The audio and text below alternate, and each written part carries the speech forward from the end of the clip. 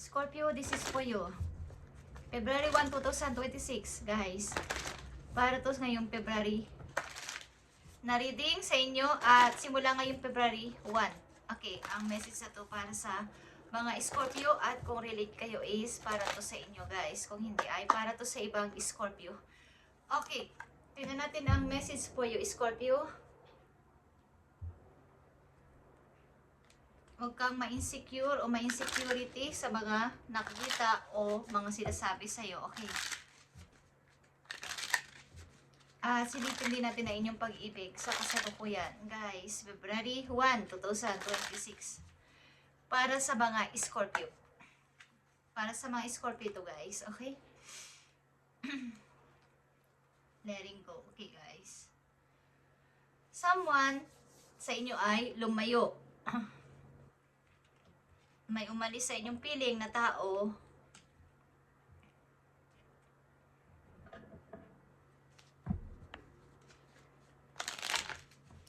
At need mo tong i-let go ng tuluyan kung gusto mong magtuloy-tuloy ang iyong pag-healing. Okay, Scorpio. Tingnan natin ang inyong kaperahan muna, guys. Dito sa apat na message na susunod. About sa inyong kaperahan o inyong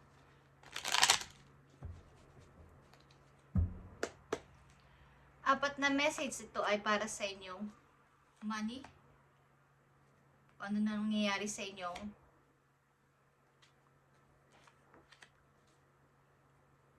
okay. Sa kasalukuyan kayo ay may masayang family. Okay. Mukhang masaya naman ang ilan sa inyong pamilya. Kasama nyo ang buong pamilya ninyo. Kasama nyo ang mga magulang nyo, kapatid nyo. O kung kayo may asawa na Scorpio na nandito, ay masaya kayo sa buhay. May pamilya at okay naman sa ngayon. Okay. Tingnan natin ang message for you, Scorpio. Be real is here. Okay. Tumingin ka sa kasalukuyan. Huwag na sa past, huwag na sa mga fantasy o sa pag-ilusyon. Kung ano yung realidad ngayon na nasa harapan mo, yun na lang ang iyong paniwalaan at huwag ka nang kumbaga, sana noon pa or baka sana kung hindi ko ginawa or kung ano man mga fantasy o illusion ng inyong naiisipan is magpakatotoo ka na sa ngayon at maging practical sa buhay. Okay. Silipin natin tong pag-ibig mo. Okay, guys. Beware of codependency. Yung mga nakaka-addict o yung something addiction.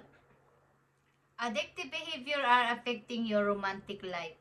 Sa inyong mismo itong sarili.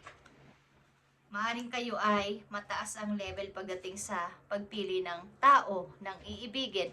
Or maaaring kayo ay may mga ayaw tanggalin sa inyong sarili na ayaw naman ng inyong nagiging partner o nagiging kakoneksyon. Maaaring may mga kinahihiligan kayo sa inyong sarili na ayaw nyong matanggal pero pinapatanggal ng inyong partner o pinapaiwas kayo dito, something ganon, guys. Okay na?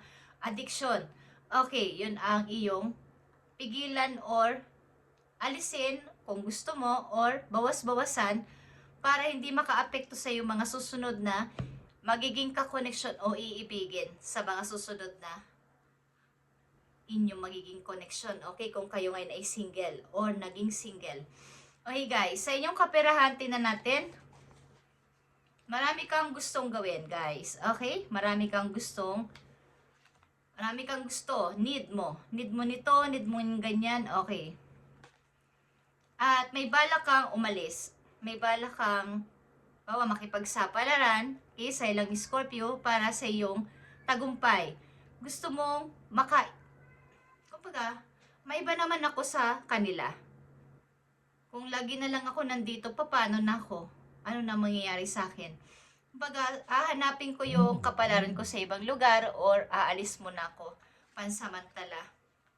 At may mga naniniwala naman sa iyong gusto. May mga ngilan-ngilan lang pero karamihan ay huwag kang umalis o pinipigilan ka. Okay? So, nandito yung pag-iisip-isip mo na kailangan ko tong gawin. Okay, the Hangman in reverse. Dati-dati kasi ay stuck ka at okay ka na sa ganong klaseng routine everyday. But siguro napagtanto mo, napag-isip-isipan mo na kaya hindi ko itry ang sumubok sa ibang lugar o sumubok sa ibang trabaho o ibang mapagkakakitaan. Okay, at handa ka na dito, okay?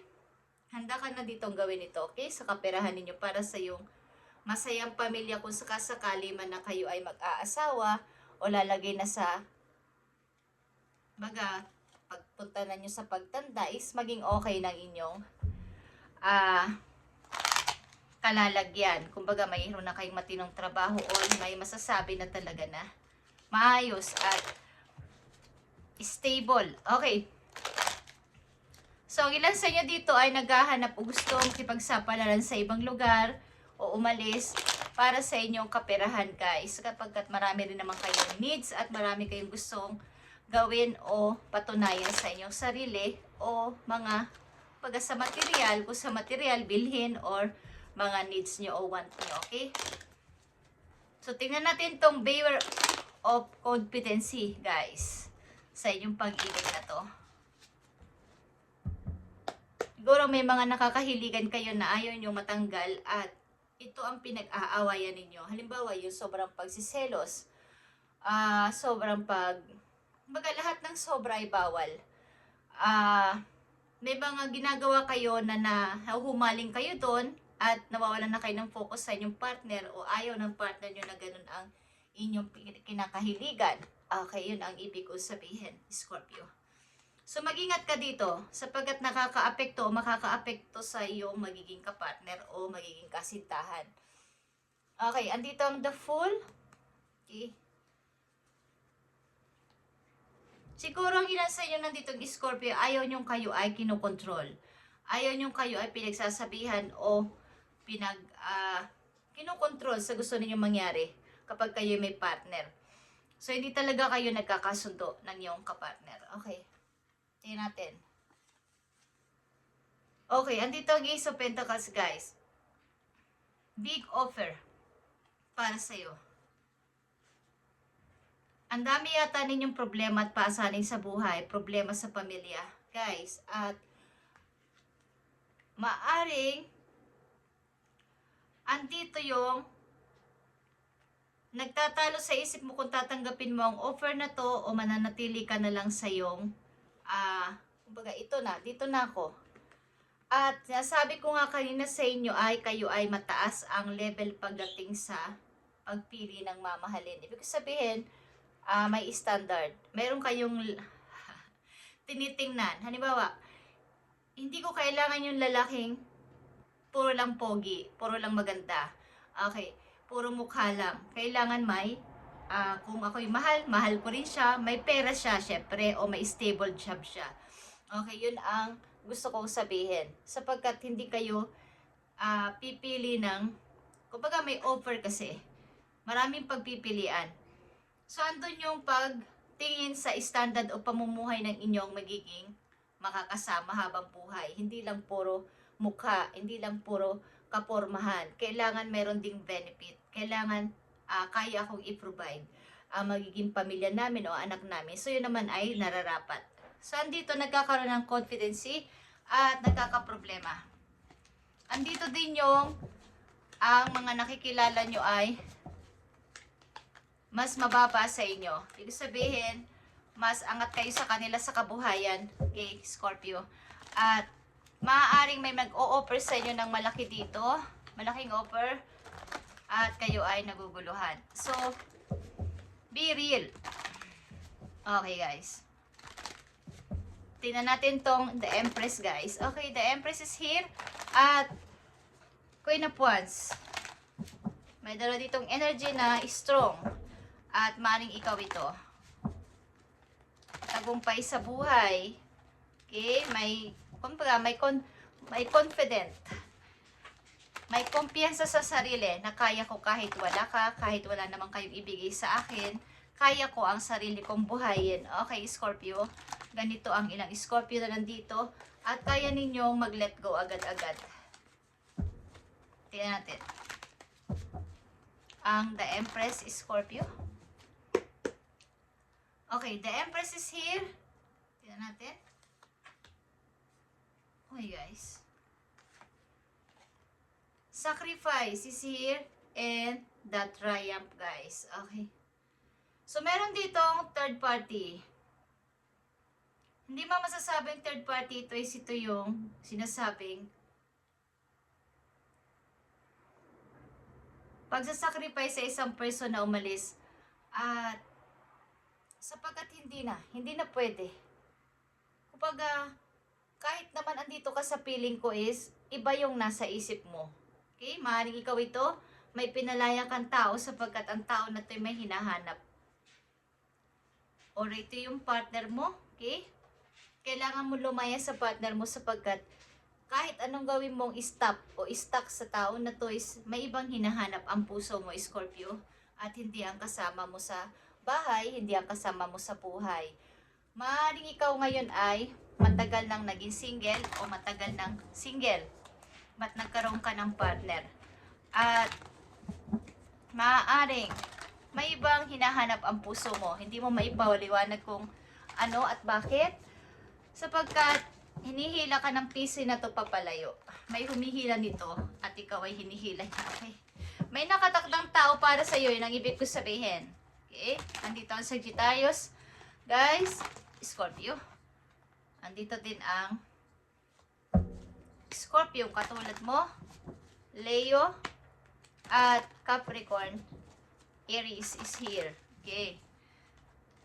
Mga nakapalibot sa iyong energy ay marami ang fire sign. Okay. Tingnan natin ang Queen of Wands, guys. Andito ang Queen of Wands. Maring ikaw ito as a Queen of Wands din. May strong kang personality.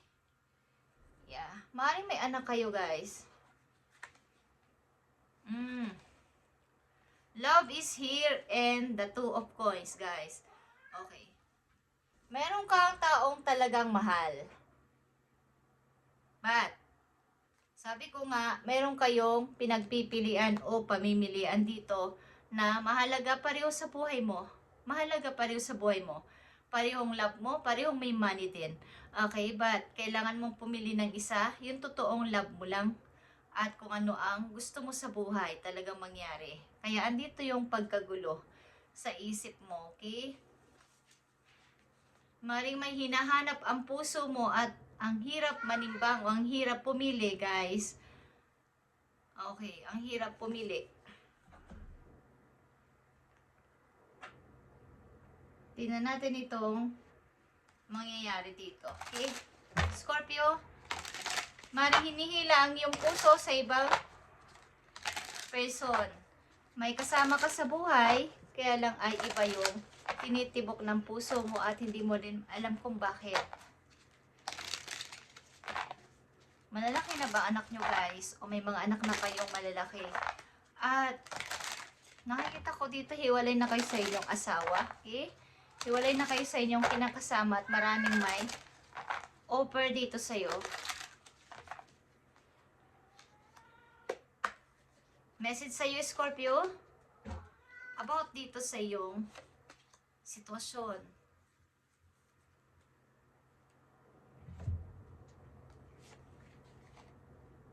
Three of Pentacles is here and the Six of Pentacles. All about ito sa money. Okay? Sa money ninyo, Scorpio. At ito ay nakatuto kayo sa inyong kumbaga, paano pa to mapaparami? Paano ko to? Nag-i-enjoy kayo sa inyong pagiging, kayo ngayon ay maaaring single ang ilan sa inyo, single na may naging anak, okay? At may naging asawa din. But, andito yung inyong focus sa inyong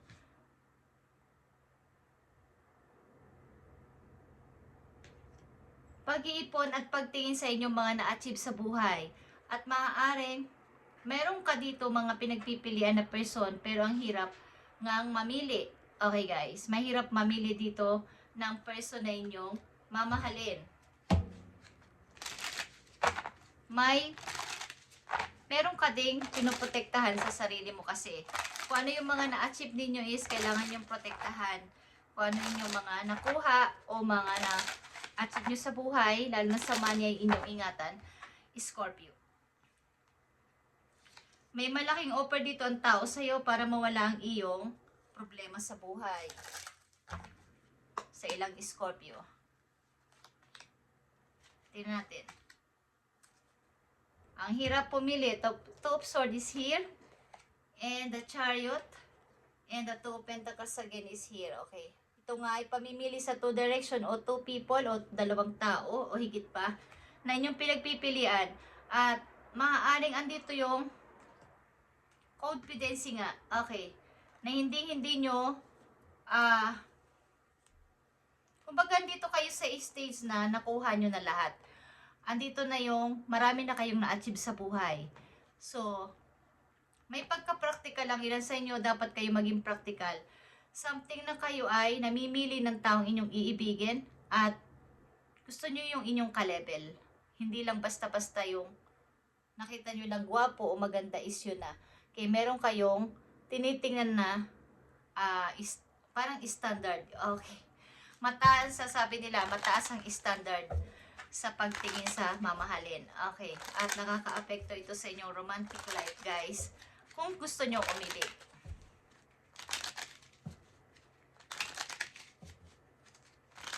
Wala naman kayong problema sa money. Sa mga Scorpio na nandito, wala kayong problema sa money at andito talaga ang confidence. Yeah. Maaring mas taasin mo pa ang iyong connection kay God. Sapagkat nakikita ko nga dito sa Scorpio na nandito sa reading, maaring na-achieve o na-achieve nyo ng inyong pangarap at andito na kayo sa mga pagpaplano kung ano mga i-start pa, ano pang papasimulan ko. At maraming offer sa paligid, may mga tao nagkakagusto sa inyo may money. And tingnan ninyo ang, kumbaga, yung inyong mabilisang pagbabago dito ay nakita nyo na at nakikita nyo na sa inyong kasalukuyan. Ang pinapayo sa inyo dito ay maging mataas pa ang inyong connection kay God sa spiritual relationship ninyo. Mas mag-connect pa kayo. At yung purpose ninyo. Okay? Something na may purpose si God sa inyo kaya kayo may ganitong nangyaring mabilisang pagbabago sa inyong buhay. Okay, na marireveal nyo sa inyong sarili. At kaya ilan sa inyo dito ay hindi makahanap o something makatagpo ng tao at mahirap makaselect o makapamili ng taong mamahalin sapagkat may nakalaan na person para sa inyo. Okay, at ito ay maaaring itinakda ni God para sa inyo na makilala nyo ang person na to. Okay. Nagpapakita dito ang Scorpio katulad ninyo, guys. Maaring may gusto kayong balikan sa nakaraan na tao na inyong minahal dati. At ito talaga yung maraming alaala sa inyo, Scorpio. Maraming kayong naimpok na alaala, mga memories sa nakaraan. At ito yung maaaring nandito pa rin yung puso ninyo, okay? Okay, Scorpio, ito inyong reading today, February 1, 2026. Thank you and God bless, Scorpio.